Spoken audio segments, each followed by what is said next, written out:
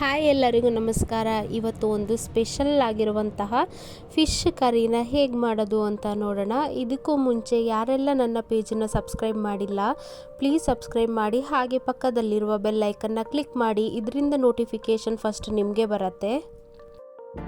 ಫಸ್ಟಿಗೆ ನಾನು ಈ ಫಿಶ್ ಕರಿನ ಮಾಡೋದಕ್ಕೆ ಒಂದು ಮಸಾಲೆ ರುಬ್ಕೊಳ್ಳೋಕ್ಕೆ 1.5 ಕಪ್ ಆಗೋಷ್ಟು ಕೋಕೋನಟ್, ಹಾಗೆ ಒಂದು 10 ಬ್ಯಾಡಗಿ ಮೆಣಸು, ಒಂದು 2 ಸ್ಪೂನ್ ಆಗೋಷ್ಟು ಕೊತ್ತಂಬರಿ ಕಾಳು, 1 ಸ್ಪೂನಷ್ಟು ಜೀರಿಗೆ, 2 ಬೆಳ್ಳುಳ್ಳಿ, ಹಾಗೆ ಒಂದು 1/4 ಟೊಮೆಟೊ, 1/4 ಈರುಳ್ಳಿ, ಹಾಗೆ ಒಂದು ಚಿಕ್ಕ ಪೀಸಷ್ಟು ಹುಳಿನ ತಗೊಂಡಿದ್ದೀನಿ.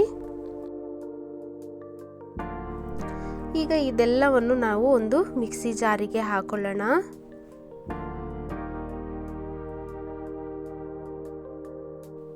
ಮಿಕ್ಸಿ ಜಾರಿಗೆ ಹಾಕಿದ ಮೇಲೆ ನಾನು ಇದಕ್ಕೆ ಒಂದು 1/4 ಸ್ಪೂನ್ ಆಗುವಷ್ಟು ಅರಶಿನ ಹಾಕಿ ರುಬ್ಬಕ್ಕೆ ಎಷ್ಟು ನೀರು ಬೇಕು ಅಂತ ನೋಡಿಕೊಂಡು ನೈಸಾಗಿ ರುಬ್ಕೊತಾ ಇದ್ದೀನಿ.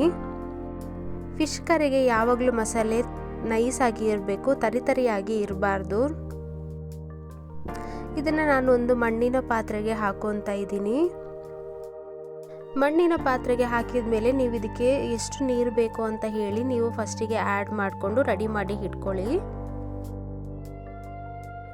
ನಾನು ಇದಕ್ಕೆ ಒಂದು ಆನಿಯನ್ನ ಹಾಕ್ತಾ ಇದ್ದೀನಿ, ಹಾಗೆ ನಾನು ಒಂದು ಟೊಮೆಟೊನ ಹಾಕ್ತಾ ಇದ್ದೀನಿ, ಹಾಗೆ ಇದಕ್ಕೆ ಒಂದು ಹಸಿಮೆಣಸನ್ನ ಹಾಕೊಳ್ಳೋಣ. ನಿಮಗೆ ಬೇಕಾದರೆ 2 ಕೂಡ ಹಾಕೋಬಹುದು. ನಾನಿಲ್ಲಿ ಒಂದು ಹಸಿಮೆಣಸನ್ನ ಹಾಕ್ತಾ ಇದ್ದೀನಿ, ಹಾಗೆ ಚಿಕ್ಕದಾಗಿ ಕಟ್ ಮಾಡ್ಕೊಂಡಿರುವಂತಹ ಶುಂಠಿ ಹಾಕ್ತಾ ಇದ್ದೀನಿ, ಒಂದು 1/4 ಸ್ಪೂನ್ ಆಗೋಷ್ಟು ಮೆಂತ್ಯನ ಹಾಕೊಳ್ಳೋಣ.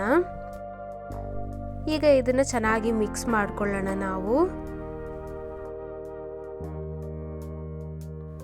ಇದನ್ನ ಚೆನ್ನಾಗಿ ಮಿಕ್ಸ್ ಮಾಡಿದ ಮೇಲೆ ನಾವು ಒಂದು 10 ನಿಮಿಷ ಇದನ್ನು ಕುದಿಯೋದಕ್ಕೆ ಬಿಟ್ಟು ಬಿಡೋಣ. ನೋಡಿ, ಇಲ್ಲಿ 10 ನಿಮಿಷ ಆದಮೇಲೆ ಇದೆಷ್ಟು ಚೆನ್ನಾಗಿ ಕುದೀತಾ ಇದೆ ಅಂತ. ಇದು ಕುದೀತಾ ಇರಬೇಕಾದ್ರೆ ನಾವು ಇದಕ್ಕೆ ರುಚಿಗೆ ಎಷ್ಟು ಬೇಕೋ ಅಷ್ಟು ಉಪ್ಪನ್ನ ನೋಡಿ ಹಾಕೊಳ್ಳೋಣ. ಉಪ್ಪನ್ನ ಹಾಕಿದ ಮೇಲೆ ನಾನಿಲ್ಲಿ ಚೆನ್ನಾಗಿ ಮಿಕ್ಸ್ ಮಾಡ್ಕೊತಾ ಇದ್ದೀನಿ.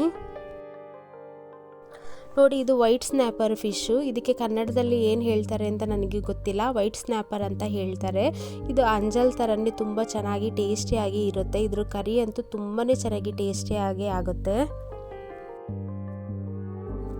ನೋಡಿ, ಇದು ಇವಾಗ ಮಸಾಲೆ ತುಂಬ ಚೆನ್ನಾಗಿ ಕುದಿ ಬಂದಿದೆ. ಕುದಿ ಬಂದಾದಮೇಲೆ ನಾನು ಒಂದೊಂದಾಗಿ ಮೀನನ್ನು ಹಾಕ್ಕೊಳ್ತಾ ಇದ್ದೀನಿ.